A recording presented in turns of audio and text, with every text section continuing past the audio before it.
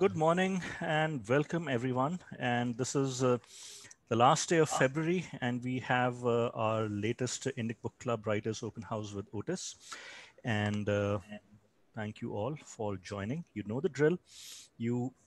Those of you who are interested in improving your writing, reviewing skills, you send in a 700, 800 writing piece to Otis. The details are available at our Facebook page as well as the indicacademy.org website. But to summarize, you send it in a Word, you create and you put in a writing piece in a Word document about 700 to 800 words in length, Times New Roman, font size 12, export it to PDF and email it to Otis, and do so well in advance so that he has time to review and send in his feedback and comments, which he does. And then when we convene, get together on Sunday, he goes through those writing pieces and uses them to give you feedback as well as insights and tips, and in general engage in a discussion on good writing practices, do's and don'ts, art and craft, and in general. And it's open to everyone. You can find the details on our indicacademy.org website, as I said, or you can follow us on Facebook at facebook.com/group/indicbookclub. With that, I will turn this over to you, Otis, and if you could share with us, how many pieces you got writing as well as review pieces. I have 4 pieces this week. We should be good with time. I don't have these reviews coming in as quickly as I'm expecting. So I don't have any reviews. I think I need to nudge people into sending the review pieces. I know I'd started off by sending, I think, 2 of my reviews for feedback. One was Gone Girl, and the other one was Stephen King's The Shining. And the feedback and what you shared was very, very useful. But given that we have sent out about more than 1,200 books, and we have got about 55 reviews so far, so it means that the reviews are starting to come in. But I think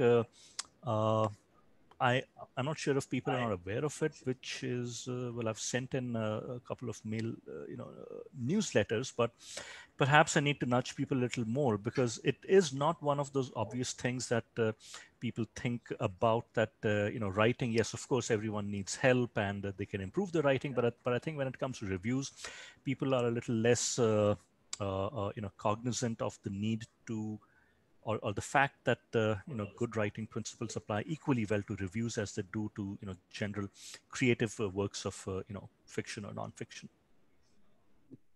Well, maybe we'll work to, if this was your first set of reviews, we can work together to create some kind of booklet or something that people can really look at in order to go through the whole process. I think that could be helpful to people, because I think it's I've been watching with my daughters this cooking show. It's called Nail on Netflix, and basically it's like people who do not know how to bake, they come in. My daughters love it. They come in and they bake, and they have no idea what they're, and these chefs are sitting by on the side, and they're saying, oh no, you don't want to do it like that, right? The people baking have no idea. And I was thinking about the show, and I was like, why is this so, I'm enjoying it. I'm laughing like crazy at these poor people who have no idea how to do these, what for the chef are like simple things. And of course I realized that it's just like life, right? Exactly like that. We're doing all these things all the time, and I have absolutely no idea how to do them. I mean, I have this, the principal one being relationships, right? We all have, we have these incredible relationships with other people. They're difficult or all this. We have almost zero training in how to have basically none. No one even talks about it. So we're like, we try, we fumble. We're like these bakers who are trying like a lemon. They have these things make that are in a bowl, and they have no idea, the sculpted and these atrocities that they make are anyway, so I just thought it was a grand metaphor for us. And I guess I'm trying to round to, the poor people writing reviews. They're like, okay, I'm going to write a review. Great. I'm going to bake a cake. And now they're suddenly like, wait, maybe I know exactly how to do this. And now they get very worried. So, now that you mention it, I'm reminded of the first time I thought I would write a review. And this is like literally 20 years back. And I picked up a really, really easy, simple book. I think it was a comic book, an Asterix or a Tintin. And I kid you not, I sat for half an hour staring at the keyboard, at the screen. I couldn't think of a single word with which to begin a review. I mean, it was embarrassing. It's a real issue. It's a real issue. It's an issue for us as writers. We have to, and it takes experience, and yet we're still all human. I started a newsletter and I wrote my first one. I thought it was brilliant. And then I made the mistake of having my Zandi edit it. And when she edited it, she was like, I don't know, is this really what you want to be doing? And that threw me into a big, I'm like, wait a second, maybe I don't know how to do this thing. I don't know how to write a newsletter.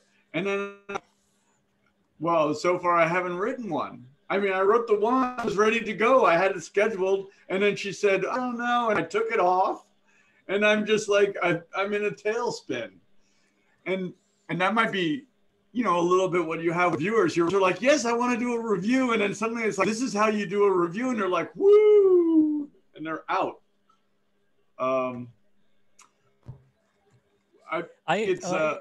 Yeah, go ahead. I often feel that I often feel, and this is both my personal observation based on my experience as well as what I've seen people, when they submit or when I read reviews, is that people somehow underestimate the time it takes to write a good review. That if they've spent 3-4 hours reading a book, they feel that a review shouldn't take more than 15 or 20 minutes to write. And I don't think that's the case, is it?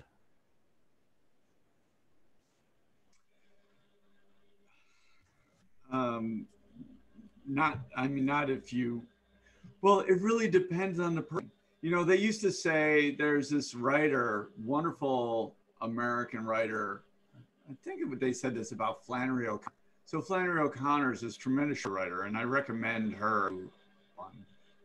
Just a fabulous short story writer. The collection of Flannery O'Connor is a buy to read, for the short story writer. Along with a number of others. That might be, I could make some lists of some people to read. But anyway, they said about her, they were like, well, she wrote this story in a day. She wrote this story in a day. It's a massive. And that can make everyone go like, oh my God, I have to write a story in a day. That was not the first story that she wrote. Exactly. So it really so much depends on the writer. I mean, I don't know if you know Malcolm Gladwell. Yeah. Tipping point, right? He says, you need 10,000 hours to become an expert. I mean, I don't know about that timing, but I feel that there's just a simple logic to it, of course, that you have to spend time doing. If you spend time doing something, of course, you're going to become proficient at it. That's all about it. I mean, he's basically saying it's not about talent. It's not some, God's gift. You're touched by God and you can do it. Correct. And that's true of every single thing. And if you look at it this way, there's some of the very easiest things in the world that you can do and you can master in an hour. Okay, great.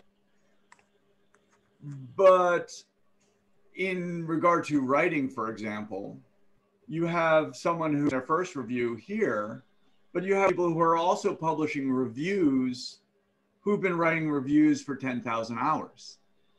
So this person who's writing a review, they've just written their first review. They're in competition with people written reviews for 10,000 hours with experts. It's really, in a way, it's just not fair to say that they should be in the same competition, but they are because we're trying to publish them, right? So it's like everyone here all these writers are walking into the Olympics of writing right away. Like we can just walk into the Olympics of writing when we just taken up the javelin for the first time. We threw a javelin, okay, let's join the Olympics. It's very hard to wrap our minds around difficulty that it seems like, oh, well, we can write something and we can publish it, sort of like we might hit the lottery. I sometimes used to say, like, I've had so many writers that are just like, they wrote this thing and they think they're going to hit the lottery. Maybe there's a writer or two that do hit the lottery, but the chances are slim. Absolutely. Let me, well, let's talk about these pieces. I have a new take to bring to you. And I'm going to start with Anvita's piece. Okay, just hold on one sec, Otis. Let me go check if she is logged in or not. I'll be back in a second. Okay.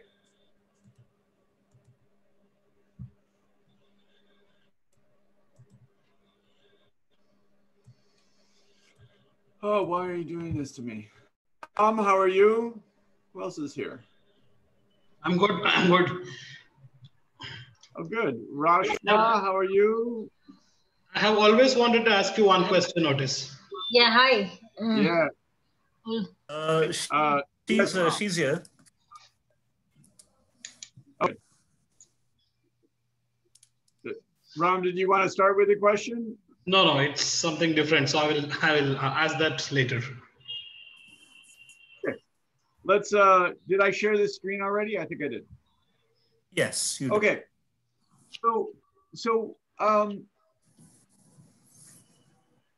So we, you know, I know from working with Indic Academy and over the course of these couple months that there are a number of writers who are looking to write the scenes from the Mahabharata.